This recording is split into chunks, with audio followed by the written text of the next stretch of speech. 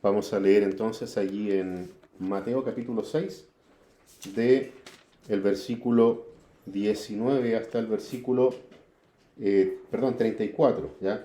El 6 del 19 al 34.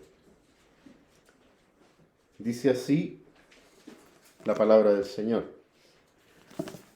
No os acumuléis tesoros en la tierra, donde la polilla y la herrumbre destruyen, y donde ladrones penetran y roban, sino acumulaos tesoros en el cielo, donde ni la polilla ni la herrumbre destruyen, y donde ladrones no penetran ni roban. Porque donde esté tu tesoro, allí estará también tu corazón. La lámpara del cuerpo es el ojo.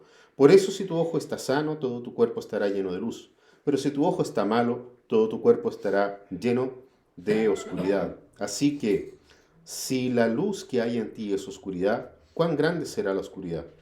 Nadie puede servir a dos señores, porque o aborrecerá a uno o amará al otro, o se apegará a uno y despreciará al otro. No podéis servir a Dios y a las riquezas. Por eso os digo, no os preocupéis por vuestra vida, qué comeréis o qué beberéis, ni por vuestro cuerpo, qué vestiréis. ¿No es la vida más que el alimento y el cuerpo más que la ropa? Mirad las aves del cielo, que no siembran ni ciegan, ni recogen en graneros, y sin embargo vuestro Padre Celestial las alimenta. ¿No sois vosotros de mucho más valor que ellas? ¿Y quién de vosotros, por ansioso que esté, puede añadir una hora al curso de su vida? Y por la ropa, ¿por qué os preocupáis? Observad cómo crecen los lirios del campo, no trabajan ni hilan. Pero os digo que ni Salomón, en toda su gloria, se vistió como uno de estos. Y si Dios viste así la hierba del campo, que hoy es y mañana es echada al horno, ¿no hará mucho más por vosotros, hombres de poca fe? Por tanto, no os preocupéis diciendo qué comeremos, o qué beberemos, o con qué nos vestiremos, porque los gentiles buscan ansiosamente todas estas cosas, que vuestro Padre Celestial sabe que necesitáis de todas estas cosas. Pero buscad primero su reino y su justicia, y todas estas cosas os serán añadidas. Por tanto, no os preocupéis por el día de mañana, porque el día de mañana se cuidará de sí mismo. Bástale a cada día sus propios problemas. Hermanos queridos, cuando nosotros hablamos sobre una iglesia misional, eh, tenemos que hablar necesariamente de este aspecto en el cual el cuerpo de Cristo, la iglesia, se identifica a diferencia de cómo se identifica el mundo en el cual nosotros estamos. Y una característica, en ese caso, de una iglesia misional es justamente, como lo he dicho en predicaciones anteriores, que somos la ciudad de Dios en medio de la ciudad de los hombres, ¿ya? Tomando las palabras de San Agustín. Eso significa el poder ser una comunidad de individuos que somos sal y luz en el mundo, como la palabra también lo declara, o una ciudad sobre la colina que no se puede esconder, ¿ya? O sea, es evidente, y lo decía hace algunas predicaciones atrás, cómo hay un llamado de parte de nuestro Dios a poder cultivar el carácter oculto del cristianismo, en el sentido de que nosotros no necesitamos tocar trompeta delante de nosotros cuando hacemos lo que debemos hacer, ni tampoco decirle a todo el mundo qué es lo que estamos haciendo, pero evidentemente esas cosas se ven. Por lo tanto, ahí está esta ciudad en la colina, y al mismo tiempo la recomendación de no hacerlo para que podamos recibir el aplauso de las personas. Y esta característica, el hecho de que nosotros somos esa ciudad en la colina que no se puede esconder, somos la sal, la luz del mundo, y tenemos esta característica como personal de la iglesia, esto implica, entre otras cosas, una vida en santidad. Y la vida en santidad necesariamente va a afectar todas las áreas de nuestra propia vida, y eso nos va a hacer mostrar un estilo diferente de vida, diferente al mundo que nos rodea, ¿verdad? Ese es un poco el punto. Por otro lado, una de las características que más distingue a nuestra sociedad actual es su relación con los recursos que posee, o con las posesiones que las personas tenemos. Si ustedes lo piensan bien, el consumismo es un estilo de vida transversal a toda la humanidad. no tiene preferencia ni de raza, ni de sexo, ni de clase social, ni de religión. Nosotros podemos ver evangélicos consumistas, podemos ver católicos consumistas, podemos ver budistas consumistas, es raro, pero existen, ¿ya? Sobre todo pensando en que el budismo enseña a sus seguidores a despojarse de las cosas, pero aún así existen budistas consumistas, capitalistas consumistas, eso es casi una redundancia, y al mismo tiempo comunistas consumistas. O sea, no hay diferencia ni política, ni de raza, ni de color, ni de nivel social. Y es interesante cómo la palabra de Dios en esta sección del Sermón del Monte, que nosotros acabamos de leer, Jesús justamente nos instruye respecto de nuestra actitud hacia las posesiones, lo que necesariamente habla a gritos sobre nuestra fe, dónde está puesto nuestro corazón, como cierra justamente el texto que acabamos de leer. Y aquí es donde está tal vez la esencia de esta parte de la Escritura, porque Jesús es el único que nos puede dar un correcto diagnóstico del corazón. Es la palabra de Dios la que puede hacer eso. Si nosotros lo vemos desde una perspectiva humanista, vamos a caer en humanismos baratos que siguen construyendo y fomentando aquello. Por otro lado, la palabra de Dios nos va a apuntar a cuál es el problema en nosotros y en el corazón, y ese diagnóstico solamente lo puede hacer Jesucristo. Por eso es necesario que revisemos constantemente lo que la palabra de Dios nos está diciendo. Y el problema de una relación distorsionada con los recursos, ¿ya? Vamos a ver aquí cómo Jesucristo jamás habla en contra de las posesiones, ¿sí? Pero sí en la relación distorsionada que nosotros podemos tener con los recursos, y el problema está justamente allí, en que acumulamos ansiosamente los recursos. Jesús parte esta sección del Sermón del Monte justamente hablando sobre el tema de cómo nosotros acumulamos, o cómo nosotros tenemos esta relación distorsionada con los recursos que Dios nos da. Y aquí entonces Jesús nos llama a poder confiar en Dios, que es una contrapartida de lo que el mundo, ojo, en los tiempos de Jesús ya existía también esa misma actitud. No nos olvidemos que los mismos fariseos añadían a sus propias vestiduras cosas para poder ser vistos por los demás, ¿ya? En un afán de poder acumular admiración hacia ellos mismos, y vamos a ver cómo esto tiene relación con todo el resto del Sermón del Monte, particularmente el capítulo 6 completo, ¿ya? La relación que nosotros tenemos con estas cosas, y Jesús mostrándonos cómo Dios obviamente nos muestra a confiar, o Jesús nos muestra a confiar en Dios antes que justamente en lo ansiosos que nos ponemos respecto de las posesiones. ¿Esto por qué? Porque los recursos que Dios nos da no pueden ser un fin en sí mismos, en nuestras vidas, sino que ellos son un medio que Dios nos da para poder proclamar el Evangelio de Jesucristo aquí en la tierra.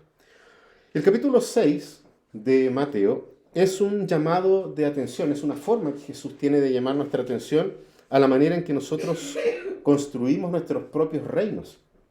Si ustedes se fijan bien, Jesús hace este contraste con el ser ciudadanos del reino de Dios y ser ciudadanos de este mundo.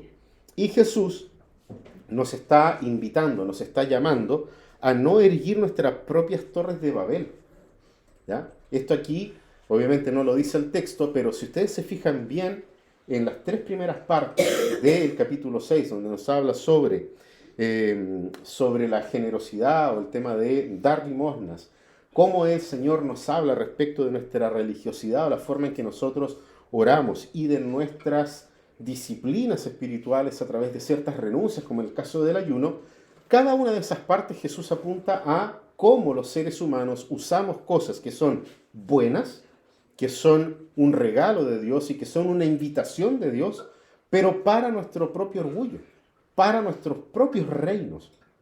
Y si hacemos esta analogía que yo les decía con la Torre de Babel, el ser humano quiso erguir una torre para poder hacerse un nombre, que es justamente lo que Jesús está hablando acá. Tengan cuidado de hacerse un nombre entre las personas, tocando trompeta para que los vean, orando en las plazas públicas para que los vean, o ayunando con rostros demacrados para que las personas sientan una admiración por ustedes. Jesús nos está llamando aquí a tener cuidado con erguir nuestras propias torres de Babel. Y al contrario, poder anunciar el reino de los cielos y anhelar el reino de los cielos. Por eso este texto tiene todo que ver con una iglesia misional.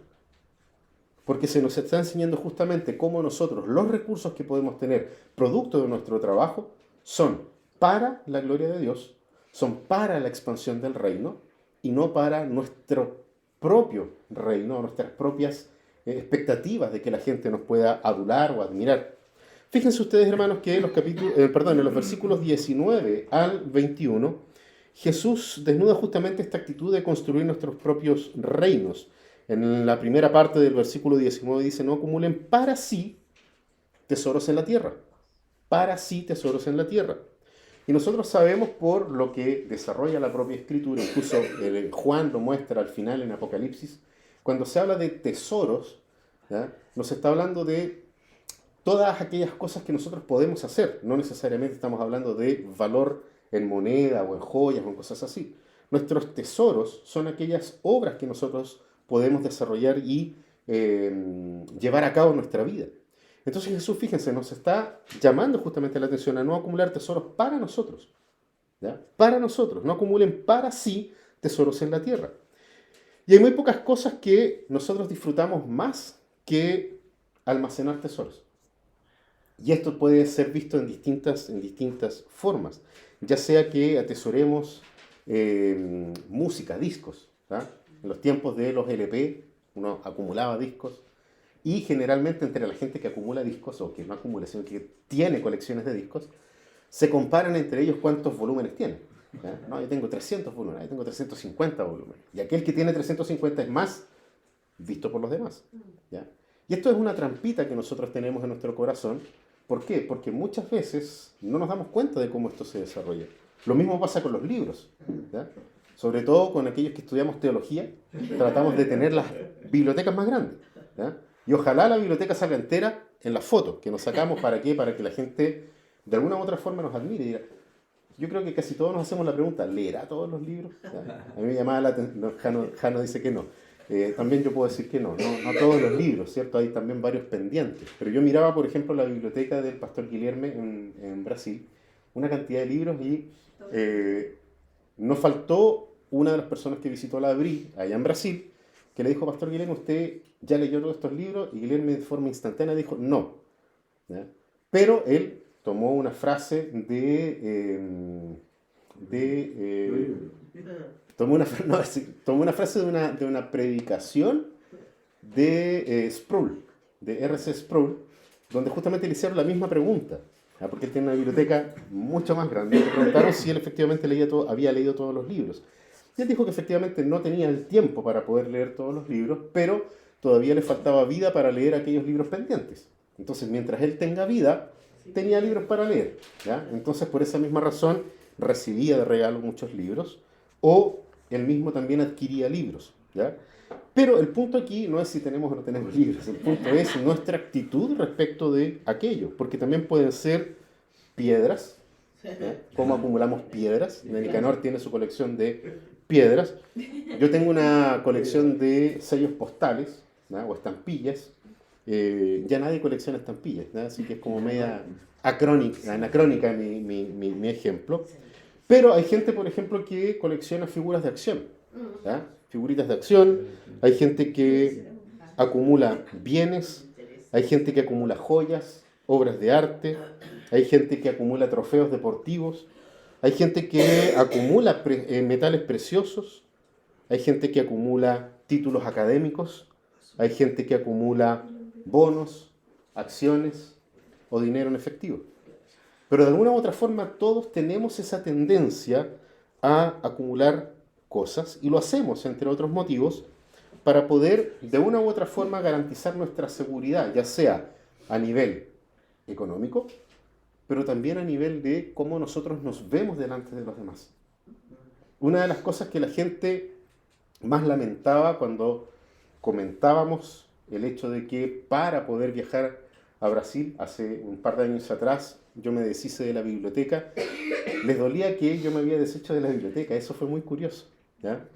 Porque al final de cuentas un libro es un bien, ¿ya?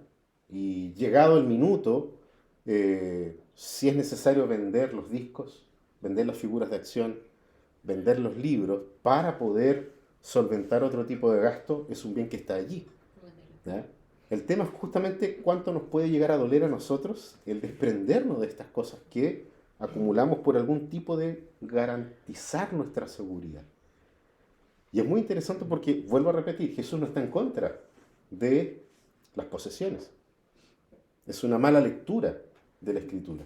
Pero sí Jesucristo llama nuestra atención a que nosotros intentemos asegurar nuestra posición, intentemos asegurar nuestro futuro financiero a través de cosas que son pasajeras, que son parte de este mundo.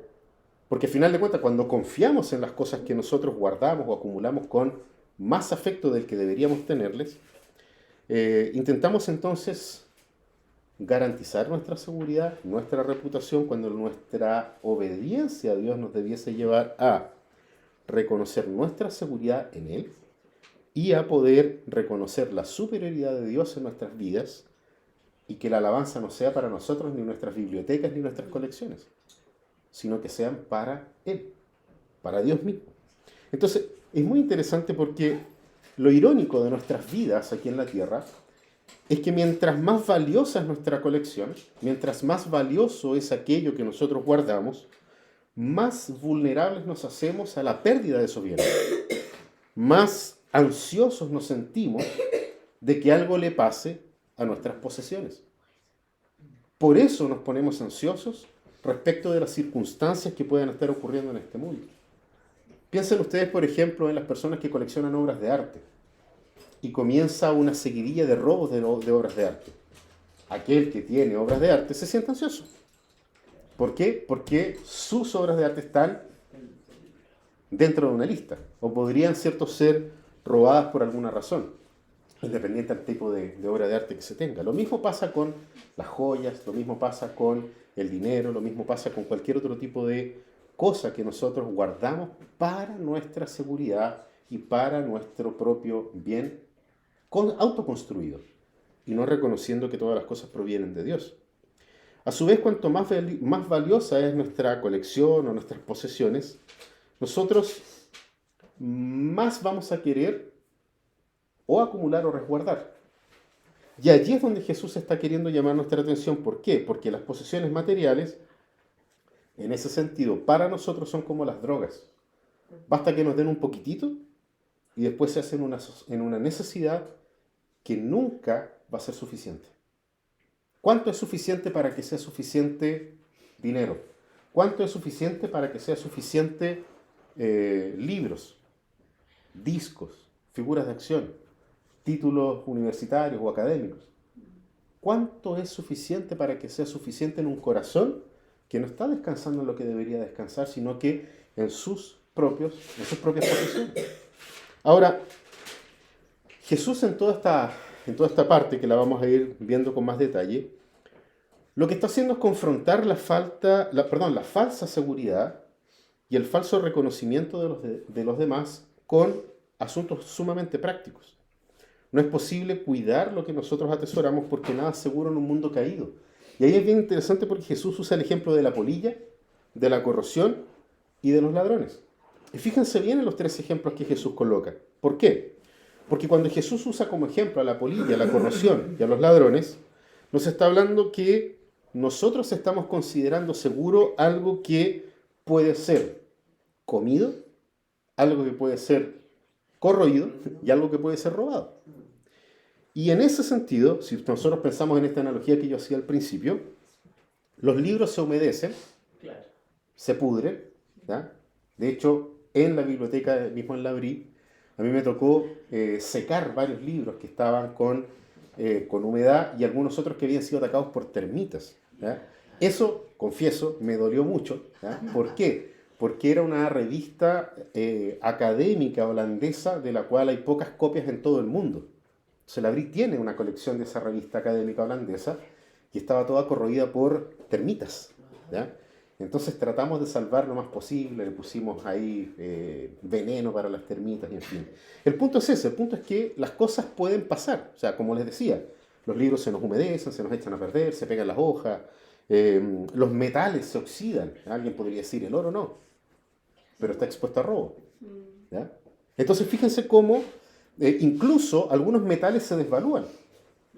Nos preocupamos en Chile cuando en las noticias nos dicen en la bolsa de metales de Londres se devaluó el cobre. Y al tiro pensamos en que es el fin del mundo para Chile, ¿ya? De que va a ser como una especie de segunda vez que ocurre algo parecido con lo que ocurrió con el salitre.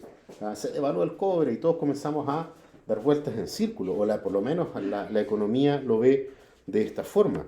Las acciones caen. ¿Ya? La gente que compró bitcoins en un mal momento vio cómo se ha perdido todo su dinero. A diferencia de los que primero entraron en el negocio y se hicieron ricos a través de eso. El dinero se desvaloriza.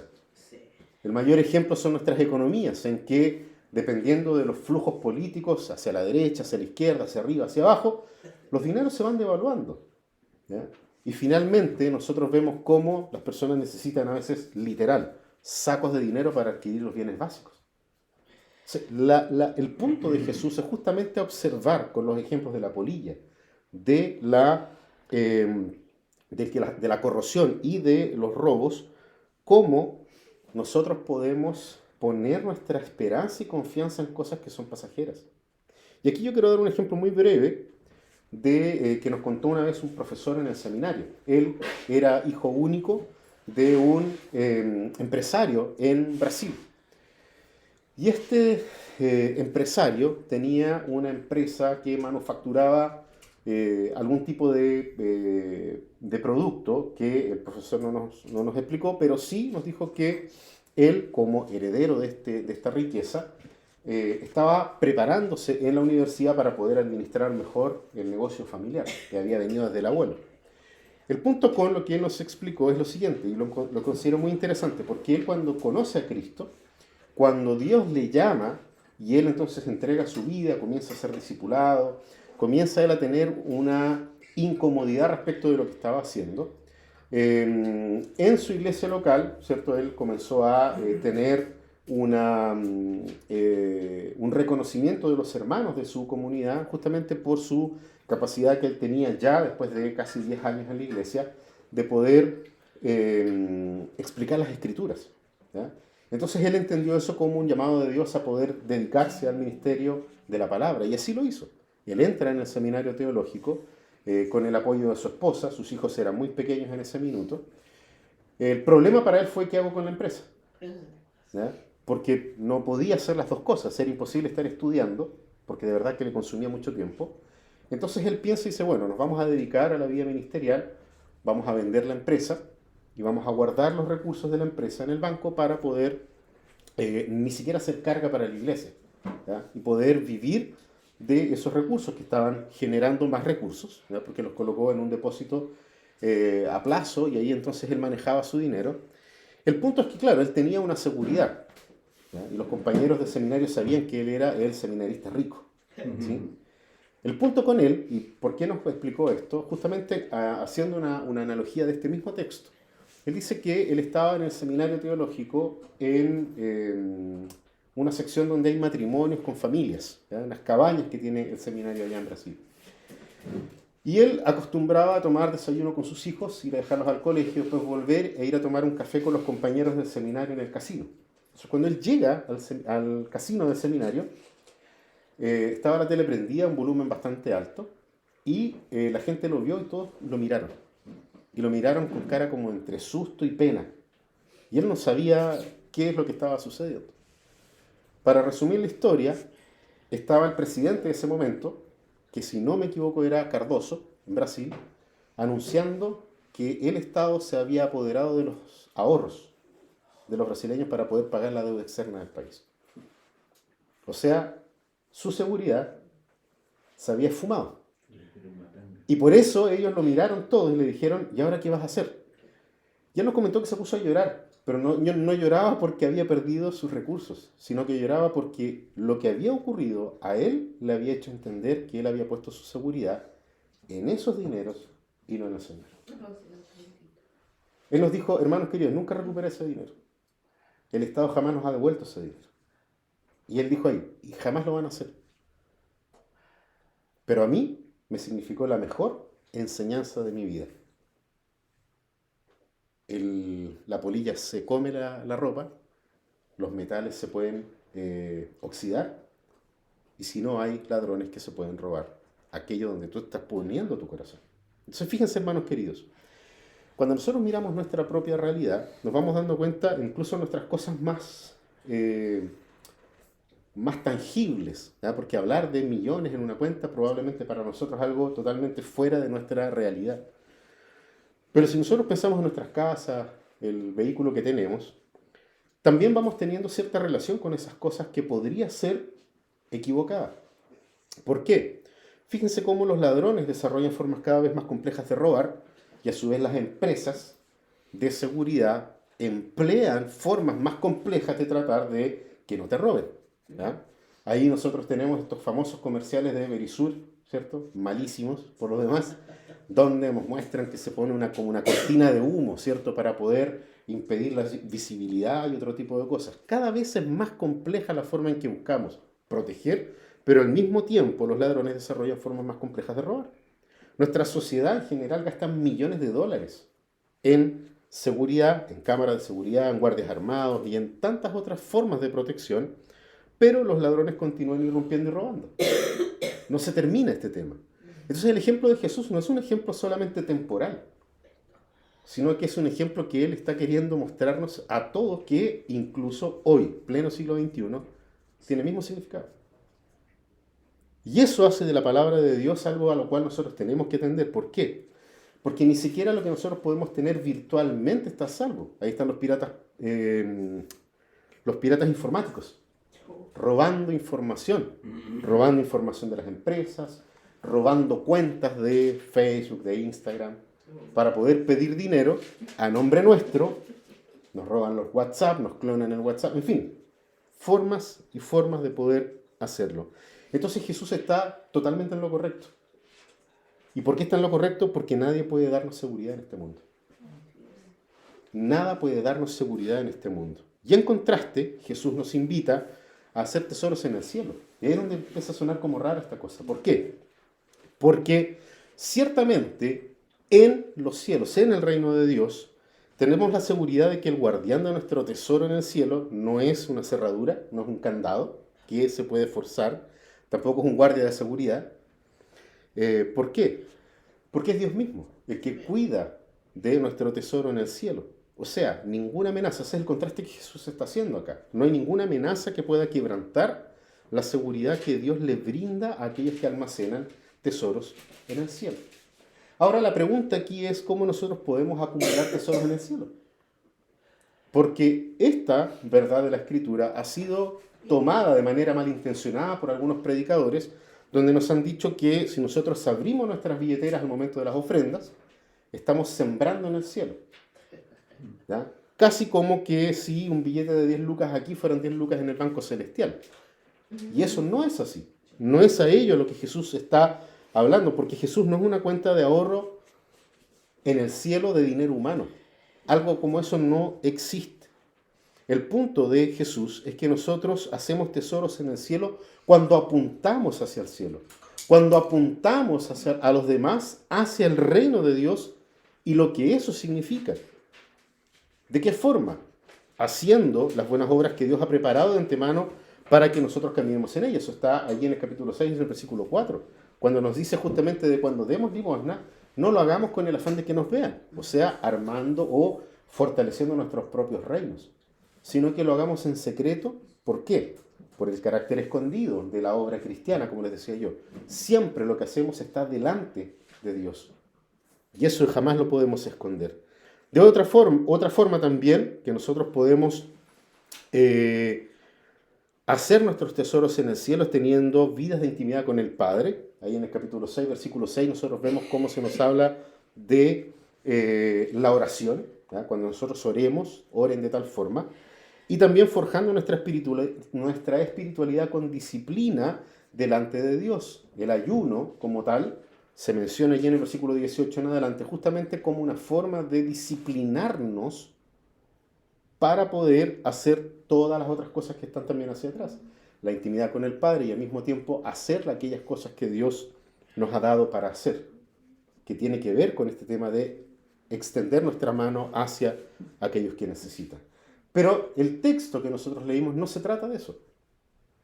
Está allí la advertencia de la Escritura, pero el tema en sí de toda esta sección de la Escritura no tiene que ver con eso en específico, sino que con nuestros corazones.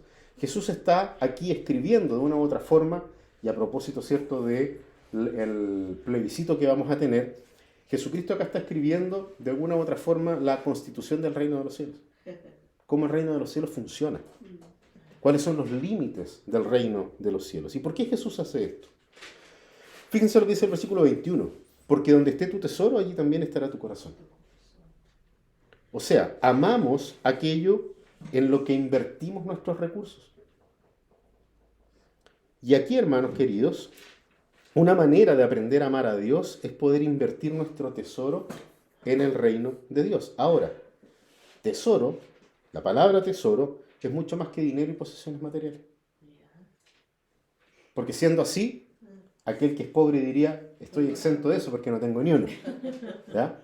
Pero no es eso.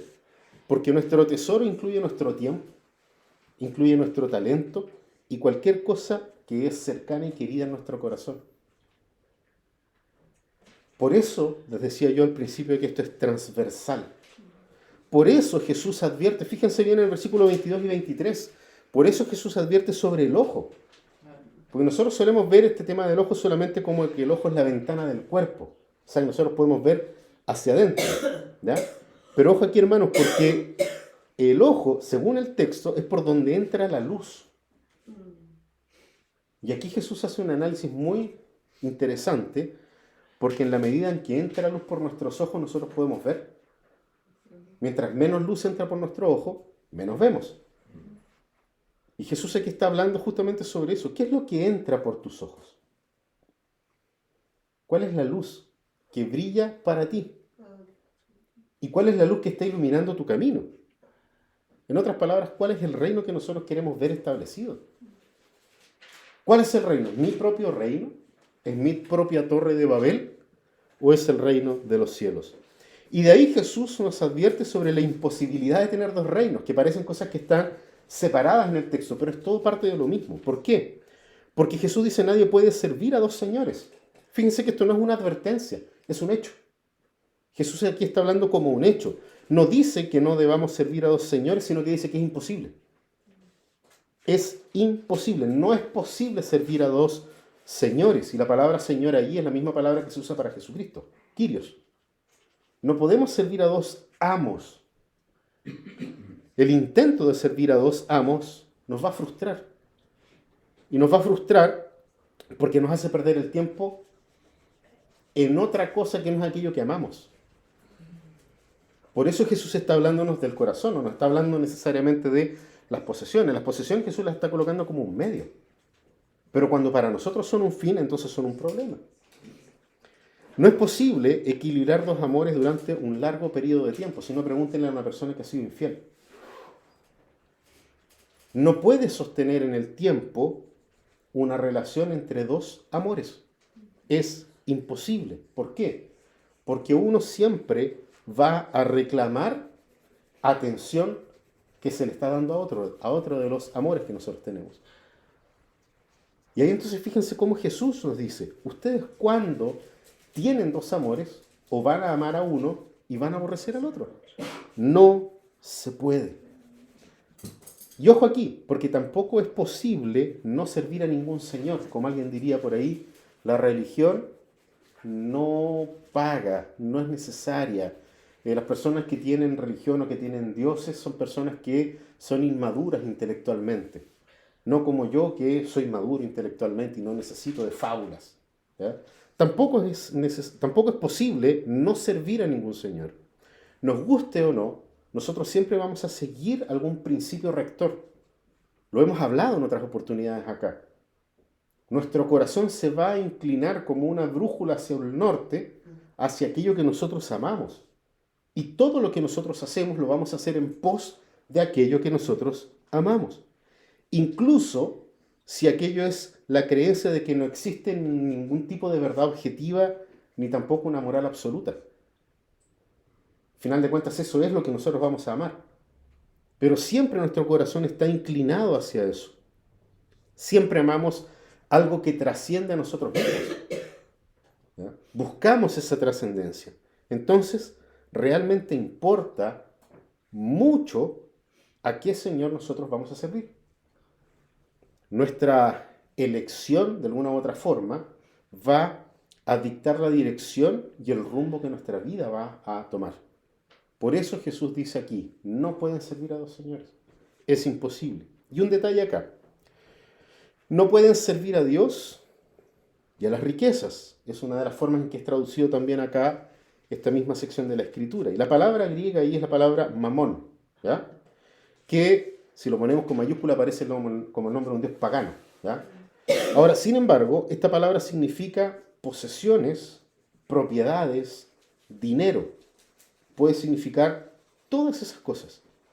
Por eso se traduce como riqueza en muchas de las escrituras. Y ahí es donde hay una lectura equivocada, porque se insta a las personas a renunciar a las riquezas y se coloca como ejemplo cosas que la Biblia no está poniendo como ejemplo, que es como vendieron sus posesiones y las dieron. ¿Ya? El problema, de nuevo, insisto, no está en el acto de tener posesiones. Jesús en ninguna parte está en contra de las posesiones. El tema es cómo esas posesiones dominan nuestro corazón. Porque de hecho, Dios a algunas personas les dio capacidad de poder generar muchos más recursos que a otras. Si no fuese así, entonces estamos negando de que Dios interactúa con su creación de forma directa. Por eso tenemos que tener nosotros cuidado. Esta palabra, ¿cierto, mamón? Va mucho más allá del dinero. Si bien es cierto, no existía ningún tipo de religión en los tiempos de Jesús que adoraran a un dios llamado Mamón, la gente de todas las épocas adoran el altar de Mamón. Y eso también nos incluye a nosotros hoy. ¿Por qué? Porque de alguna u otra forma, tomando las palabras de Jesús cuando advierte de no tocar trompeta, de no hacer que se vean, de no orar en público para que los aplaudan, de alguna u otra forma todos nos sentimos seguros cuando acumulamos tesoros para nosotros mismos. Entonces las palabras de Jesús apuntan a cualquier persona en cualquier momento, porque el problema está en nuestro corazón, está enraizado en nuestro corazón. Y eso es lo que Jesús está diciendo. Ustedes ponen su confianza en cosas que son pasajeras. Este mundo es pasajero. Por lo tanto, ustedes tienen que estar con su corazón puesto ¿dónde? En el reino de Dios. Y eso es lo que es una iglesia misional. Hermanos queridos, es fundamental que una iglesia misional tenga clara cuál es la estrella que quiere seguir en este mundo a propósito de Navidad. ¿Ya? ¿Cuál es la estrella que queremos seguir? ¿O caminamos siguiendo la estrella de Belén? ¿O caminamos siguiendo las estrellas de este mundo? Las luces de este mundo. Que ciertamente nos van a llevar al lado contrario de hacia donde apunta la cruz, la estrella de Belén, que es hacia Jesucristo. Allí, hermanos queridos, es donde nosotros entendemos que una luz sea la que sea, porque la luz nos va a apuntar un camino. Esa es un poco la idea que la palabra siempre nos repite. Pero una luz, así como veían los israelitas, la luz de la columna de fuego que los guiaba por el desierto, la luz de Belén, de la estrella de Belén, y en fin, la luz del mundo. Yo soy la luz del mundo, dijo Jesús. Una luz nos manda y demanda de nosotros a vivir por fe. Por eso esta relación tan estrecha en donde amamos y dónde está nuestra fe, dónde está nuestro corazón. Porque mientras una, que es la luz de la estrella de Belén, nos lleva a poder caminar por la fe, las luces de este mundo nos llevan a caminar por vista, por las cosas tangibles, por las cosas de este mundo pasajero. La luz de Cristo nos llama a ser humildes y la luz humana nos llama a ser orgullosos. La luz de Cristo nos llama a poner la mirada en las cosas celestiales y la luz de este mundo nos llama a poner nuestra mirada en las cosas terrenales. Una nos llama a amar la luz y la otra nos llama a amar la oscuridad, las tinieblas. Allí nos coloca Jesús. Y, hermanos, insisto en esto, no hay ninguna prohibición bíblica a los bienes o a las riquezas, sino que hay una advertencia en toda la Escritura a darle nuestro corazón a las riquezas. A darle nuestro corazón a las riquezas, a dejar que nuestras posesiones gobiernen nuestra vida. En vez de tener cosas, hacemos que las cosas nos tengan a nosotros. Y es ahí donde Jesús está apuntando a que nosotros tenemos que cuidarnos de eso para poder reflejar su luz, lo que Él es. No es en vano que el rey David nos haya aconsejado y en el Salmo 62:10, si las riquezas aumentan, fíjense lo que dice el rey, si las riquezas aumentan, no pongas tu corazón en ellas. Si las riquezas aumentan, no pongas tu corazón en ellas. ¿Por qué? Porque son pasajeras. Porque hay polilla, porque hay corrosión y porque hay ladrones. Nuestro corazón en los recursos, puesto en los recursos, nos va a hacer estar ansiosos siempre, por lo que decíamos anteriormente.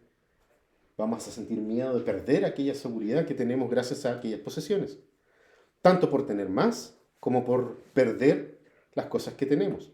Cuando Jesús dice allí no se preocupen por su vida, ojo acá también porque tampoco es un elogio a la imprudencia, no tiene que ver con eso, sino que Jesús nos llama a no distraernos con la preocupación de las posesiones.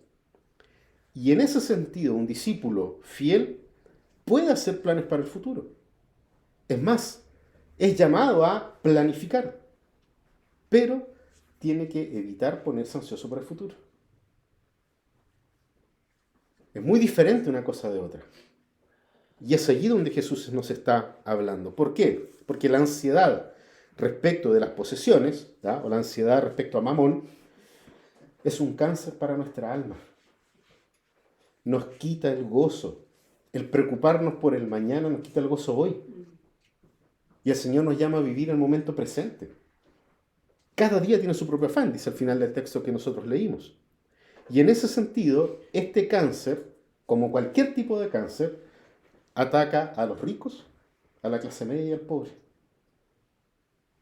El cáncer de la ansiedad por las cosas. El rico está ansioso por enriquecerse aún más, para luego tratar de proteger las posesiones que tiene, porque eso le da estatus.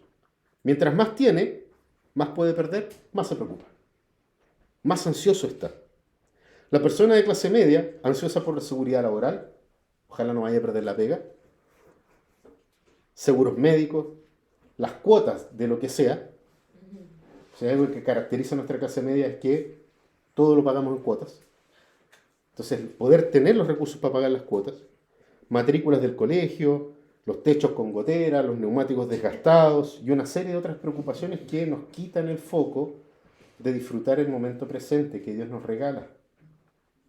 Los días pueden estar soleados, pero estamos oscurecidos, angustiados. Y el pobre está ansioso por tener un techo o comida en la mesa. Y eso lo hace ser tentado por formas fáciles de ganar dinero. Ya sea apostando, ya sea adquiriendo un préstamo de prestamistas que luego se lo van a cobrar incluso con la vida, y así sucesivamente. Todos somos objeto de este cáncer que se llama ansiedad por el futuro. Y Jesús nos está llamando a que veamos los recursos no como un fin, sino como un medio. ¿Por qué? Porque Él es el que nos asegura nuestro bienestar. Jesús no está en contra del dinero, y eso yo quiero insistirlo mucho, porque muchas veces este texto se usa para justamente hablarnos en contra del dinero. Y no es eso lo que Jesús está diciéndonos. Jesús, al contrario de pensar que está en contra del dinero, nos está hablando en contra de la ansiedad, que nos provoca el construir nuestros propios reinos con los recursos que Él nos da. ¿Cómo usamos nuestros dineros? ¿Cómo usamos nuestros recursos? Jesús sabe de las necesidades que tenemos. Lo dice el versículo 30. Dios sabe lo que ustedes necesitan. Lo que Jesús quiere es que nosotros veamos a el grandioso sustentador del universo como nuestro Padre y que Él se preocupa de todo lo que nosotros necesitamos. Por eso en la oración del Señor, venga tu reino hasta antes de darnos el pan de cada día. Por esa razón está allí. Por eso les digo, fíjense en el versículo 25, por eso les digo, no se preocupen por su vida, qué comerán o qué beberán, ni por su cuerpo qué vestirán. Jesús no nos llama acá a ser despreocupados, sino a cuidar la fuente de nuestro ser, que es nuestro corazón. El problema no es la ropa que usamos, sino que el problema es nuestro corazón. El problema no es vernos bien, sino dar a las posesiones el lugar que es de Dios. El problema es que nos obsesionamos con impresionar a la gente en lugar de agradar a Dios confiando en Él. Porque ¿cómo agradamos a Dios? Confiando en Él. Es el resultado de lo que Él hace por nosotros. Fíjense que Jesús cita a Salomón. Cita la grandeza de Salomón y lo contrasta. Fíjense, estamos hablando de Salomón. Dice, los lirios jamás se vistieron con toda la belleza que se vistió Salomón. Y luego, ¿qué dice? Lo contrasta con la hierba que se seca y se desecha. O sea, es un llamado a que no necesitamos impresionar a nadie. Como dijo alguien por allí, usamos ropa que no podemos pagar para tratar de impresionar a gente que no nos cae bien. Finalmente se forma hipocresía en nuestros corazones. El llamado de Jesús es ese. El problema no es que te vistas bien. El problema es cuál es la motivación de nuestro corazón. Allí Jesús primero nos dice que no estemos ansiosos. Perdón. Antes de eso, fíjense bien en el versículo 31 y 32. Por tanto, no se preocupen diciendo qué comeremos o qué beberemos o con qué nos vestiremos, porque los gentiles buscan ansiosamente todas estas cosas, que el Padre Celestial sabe que ustedes necesitan todas estas cosas. O sea, Jesús nos está diciendo que la comida y la ropa no sean importantes, sino darle a las cosas materiales el lugar que se merecen. Regalo de Dios, una dádiva de Dios, y no el centro de nuestras vidas. Porque el centro de la vida de una persona que es parte de una iglesia misional es Cristo. Y entre nosotros como hermanos en Cristo reflejar esa diferencia abismante entre la ciudad de los hombres y la ciudad de Dios. Jesús primero nos cuenta, ¿cierto? O nos dice que no estemos ansiosos, pero también nos da la razón. Fíjense que el texto dice ahí, Dios provee para el gorrión. ¿Ya? ¿Han visto ustedes los gorriones? Es interesante. Hemos podido, por la gracia de Dios, conocer varios lugares. Y en todos los lugares del mundo existen los gorriones. Eso me llama mucho la atención. Hemos visto gorriones en Alemania cuando estuvimos en la escuela de misiones. Los vimos en España, los vimos en Francia, los vemos en Brasil.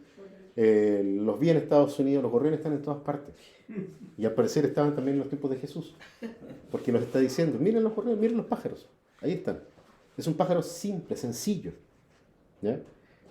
Dios provee, el creador del universo provee para el gorrión. Ojo aquí, el gorrión no es que, cuando dice ahí, no trabaja ni hila, en el sentido nuestro, porque el trabajo del gorrión es volar y buscar su comida. El tema es que el gorrión sabe que tiene comida, pero también trabaja criando sus polluelos, haciendo sus nidos.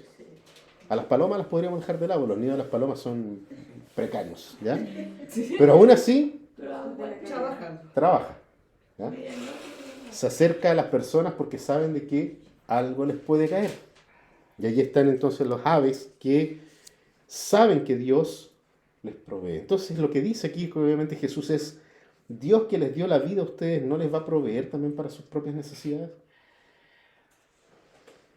Nuestra preocupación, hermanos queridos, es inútil. Fíjense lo que dice. Volvamos un poquitito al versículo 27. ¿Quién de ustedes, dice, por ansioso que esté, puede añadir una hora al curso de su vida? En otras versiones dice, puede añadir un codo a su estatura.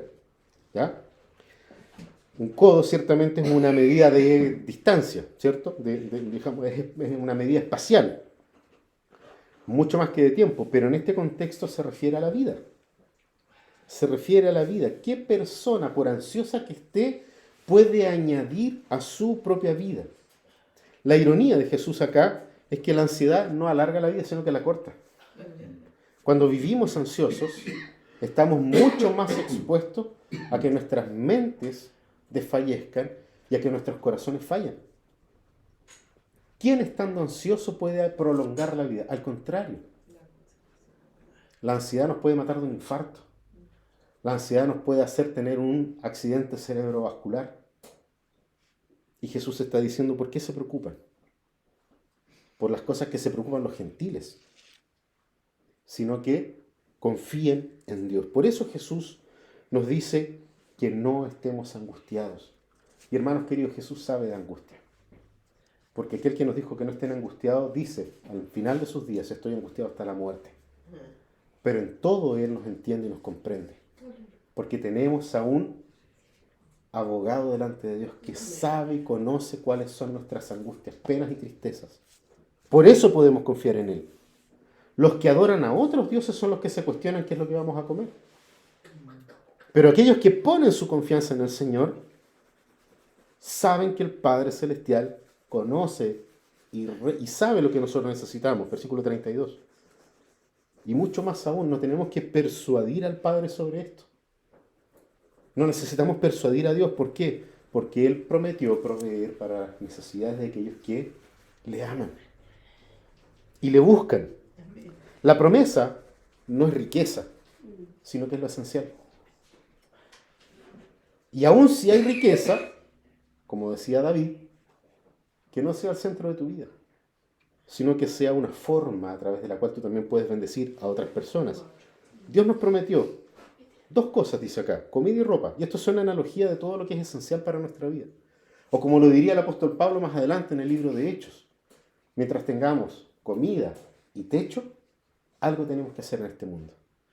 Porque el día en que ya no tengamos nada más que hacer, no vamos a sufrir por esas cosas, sino que el Señor nos va a llevar a su presencia. Se acabó. Mientras tengamos la seguridad de la comida, de la ropa o con qué cobijarnos o del techo, es porque el Señor está haciendo su obra por medio de la iglesia aquí en la tierra.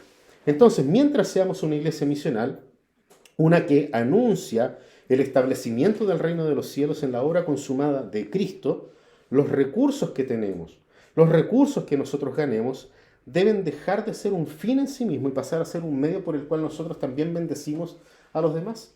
Es una consecuencia, no es lo que la iglesia debe hacer por obligación, es una consecuencia en la cual nosotros nos vemos bendecidos por Dios, entonces podemos bendecir a los demás. No es que la iglesia esté obligada, sino que ese es el resultado. ¿Por qué? Porque yo no voy a querer ver que mi hermano en Cristo esté pasando necesidad. Es lo que ocurre en el libro de Hechos. Las personas vendían sus posesiones, ¿por qué? Porque vieron la necesidad del otro y repartieron a cada uno según su necesidad, no a todos por igual. Algunos tenían más necesidad que otros. Y aquellos que tenían más vendieron ¿para qué? Para suplir. Es una consecuencia del Evangelio. No es un fin en sí mismo. Por eso los recursos son un medio, jamás deben ser un fin. Y a eso es lo que Dios nos llama la atención en las palabras de Jesucristo. Hermanos, para terminar, el cristiano que pone en práctica estas palabras de Jesús, aquel hijo de Dios que pone en práctica la palabra de Dios, puede tener en este mundo un testimonio tremendo. ¿Por qué? Porque mucha gente está preocupada por las cosas de este mundo y a veces son cosas tan insignificantes,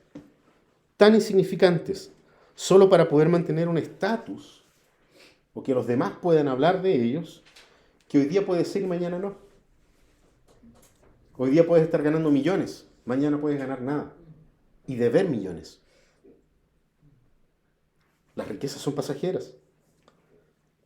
Aquellos que viven con prudencia, que es un llamado de la Escritura para el creyente, a ser buenos administradores de aquellos que nosotros tenemos, y que confían en Dios, Dios va a suplir esas necesidades. A veces Dios nos tiene apretados, pero nos tiene apretados para que no dejemos nunca de depender de Él. Pero jamás nos va a ahorcar. Pero sí también nosotros somos responsables de las decisiones que tomamos. Aquí es donde está esta paradoja de la vida cristiana. La soberanía de Dios y la responsabilidad humana. El punto en que en todas estas cosas, nuestra confianza debe señalarnos a nosotros mismos y a los que nos ven esa ciudad en la colina. La luz de Cristo brillando. Él levantado por sobre todas las cosas. Por eso termina el texto apuntándonos a la misma idea. Busquen primeramente el reino de Dios. Busquen primeramente el reino de Dios. No significa primero en secuencia, como algunos también lo ven. Entonces abandono todo para dedicarme al reino. No, no es eso. Es primero en prioridad. Son las mismas palabras que usa la Escritura más adelante para decir perdiste tu primer amor. La gente lo ve como un entusiasmo inicial. No, es lo que es prioritario. Y en ese sentido, el reino de Dios es prioritario. No es que debemos luchar por el reino de Dios durante un periodo de tiempo y después preocuparnos de nuestros asuntos. Dios no necesita eso.